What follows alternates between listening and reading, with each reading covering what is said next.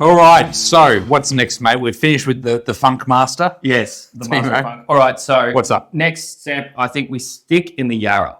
And Yes. We go to Yes. Luke Lambert Nebbiolo. So, Lambert Nebbiolo. So this is Australia's most sought after Nebbiolo since its inception, basically. Easily. Absolute- Daylight, second and third. Like, The absolute definition of a cult wine. Like, if you know that this Yeah. is, always, with the exception of maybe one or two others, like pretty much Australia's best Nebbiolo year in, year out. yeah, 100%. So, Luke, just one of our favourite blokes in the industry, and I should be fair as well, not just Luke, but his partners, Rosalind as well. The two of them there under Lambert Wines have just done such an amazing job with their brand there in the Yarra Valley.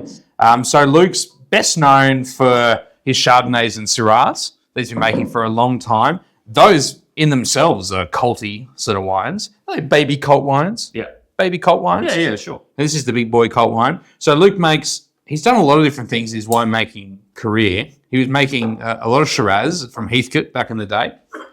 And then just making his Lambert, Syrahs, Chardonnays, and Rosé. But he wants to give all of that away and just make Nebbiolo. He's a lunatic. He's a lunatic. So he makes his Nebbiolo. I'm sure we'll talk about this particular wine in a second, but he's actually planted a vineyard outside the Yarra in the Yarra Valley. Yeah. In the Yarra Valley. Not far from the Yarra. No vineyards in the area, but he just reckons it'll work. And a great name to that vineyard. Yes? You know the name. Sparkletown. Sparkletown. How good. So his daughter Olive came up with the name. So awesome. Sparkletown has a small amount of Nebbiolo planted, which hilariously, I was reading an article and some quotes from Luke before. He said he reckons that the first wines from Sparkletown will be released around the time that people go to Mars. And he's like, it's not too far away. It's coming. That kind of sums Luke up a little bit in a quote because nothing's rushed. No, he does everything on his own time scale. The motivation is clear for Luke. Like, obviously he wants a sustainable business, but he is just wholeheartedly, single-mindedly passionate and focused on making the best Nebbiolo in Australia, or the best Nebbiolo that he can make. Yeah. Which happens to also then be the best Nebbiolo in Australia because the bloke is fucking talented. He is. And ridiculously humble. Kind of maddeningly so, actually. So this comes from the Denton vineyard in the Yarra Valley. Yep. That Luke works with. So this is the 2019 vintage. Let's open one up with just like a few extra years bottle age. Yeah. Good shout, because we were looking at doing the 22, which has been released. And Wade said, nope, we've got 2 bottles. Or maybe 1. I think there's a last bottle. Is it really? Yeah. Anyway, of 2019. So take it back. So this comes from until Sparkletown comes online fully. Luke has sourced his neb from Denton Vineyard, which is a really unique portion of the Yarra Valley because everywhere else you've got like red soils or grey soils basically in the Yarra. This one little like outlying crop of granite. So it's like granite topsoil with like these huge boulders of like big chunks of granite in the vineyard, making this just like a complete outlier in the entire region. And it just so happens to be absolutely perfect for making absolutely banging Nebbiolo. How he makes this wine too, like it's so simple. Like when you visit Luke, so I should talk about our trip there a couple of years ago. So we went to hang out with Luke about a year and a half ago, and up in the northern kind of end of the Yarra. And it's outside of all the other kind of touristy wine areas. You can go down this really long drive, and there's a shed there with a shipping container attached, and chickens running around, and Luke, Smudge, the dog. Yep, and Luke's just sitting there in his stubbies and thongs, like, oh, hey guys, want a beer? And yes, we do. And his shed is very small. And it's just, there's half the shed where he makes the wines, and then he's got his barrel room. His barrel room is it 6? I think it's just 6 foudres, 6 foudres. Yeah. Or botti. The big, huge, large format casks that he ages these wines in. So if you think about like a regular wine barrel that you would picture in your head, you're looking anywhere from like 225 litres to probably like 400 to 500, maybe 600 litres. That's sort of the average size. These things are 2,200 liters. So they're ginormous, and Massive. they're really, really cool. Oh, it's so cool, so beautiful. We're sitting in this room, and there's literally 6 of them. There's the Chardonnay, there's the Shiraz, there's the Rosé, there's the Nebbiolo. And it's just a table right in the middle. And we had Luke organised this barbecue for us when we got there. It's so good. And heaps of other winemakers from the area. And he's shaving off chunks of like salumi and cheese. The biggest, do you remember that cheese, Will? Yeah. It was like the size of this fucking table. Yeah, because like this is like he just wants to be Italian, I swear, because he got himself an imported like a cheese like wholesale Such account, a good idea. just so that he can buy like those huge wheels of like direct cheese. It was epic. It's so good, man. Such a hilarious night, and opening up all the old Nebbiolos, which was amazing. Ended up, he's got a little.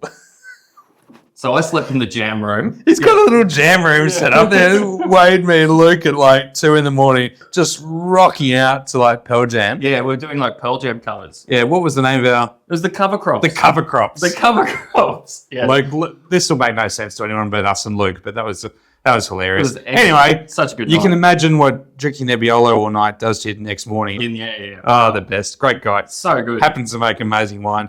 We haven't even spoken much about the wine. So the 19 Neb. So this particular vintage, this is like a really quite a warm and dry vintage in the Yarra. And the great thing about this vineyard is that even in like those hot, dry years, it still keeps acid. The granite soils and the particular clones that they've got planted on Denton and the way he selects for those clones for this blend means that, even in a hot, dry year, you still get freshness, snap, acidity, the real driving forces behind Nebbiolo, because the tannin's always going to be there. But if you don't have that freshness and that acid like through line, then the wine's just going to have no longevity. But how good does that look? It's amazing. It's got this. All right, so if you're trying to compare it to like Piedmont Nebbiolo, right? Yeah, to it's Barolo, just not. but you can't. It's not. It's definitely not Barolo because the tannins are too fine and pretty. Barbaresco maybe. Often this gets likened a bit more to Barbaresco. Barbaresco wines generally being a little more red fruited, a touch finer and more pure compared to their Barolo cousins next door, who more muscular and darker. That is just pretty vibrant, elegant.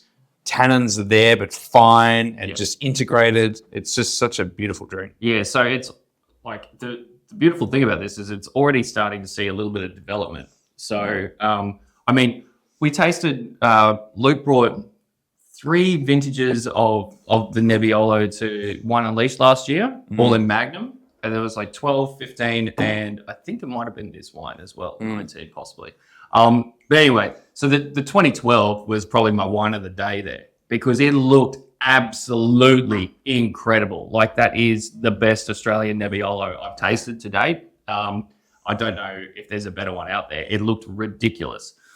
I don't think 19 is as good a vintage as that 12, and I don't think it's going to age as long, but it's drinking beautifully now, and you're already seeing some lovely kind of leathery, tertiary, like sort of secondary characters coming in there.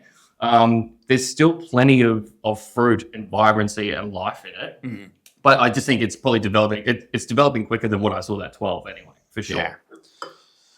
Wow. I'm so excited for Sparkletown.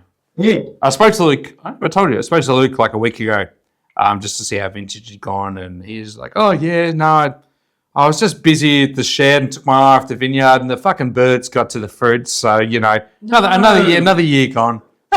He didn't seem bothered. We're probably still 2-3 years away from there being like a legit table wine off Sparkletown. That's exciting. And it's going to be impossible to buy. It's going to be we're good, mate. We're good. We're good.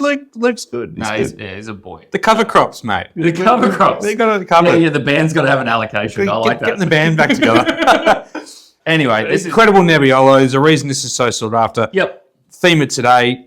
Almost impossible to get. We get a few cases a year, which we try and offer out to a handful of great customers. But jump on Luke's mailing list. Get this wine, collect this wine, sell this wine. It's amazing Nebbiolo. Shout out to a couple other great Aussie Neb producers, SE Panel, the Adelaide Hills. Definitely Steve. Simon Grant, Traviati and Beechworth, tiny producer making some Domenica, Pete Graham. Domenica. Yeah. I'd probably say those 3, but for me, with the utmost incredible respect to those guys. This is my favorite because it just has something else. Yeah. It's amazing. Yeah. It has this kind of mystique about it. And drink it out of Magnum. Oh, Baller. baller. Balling out of control. All right, let's keep rolling. Let's do it.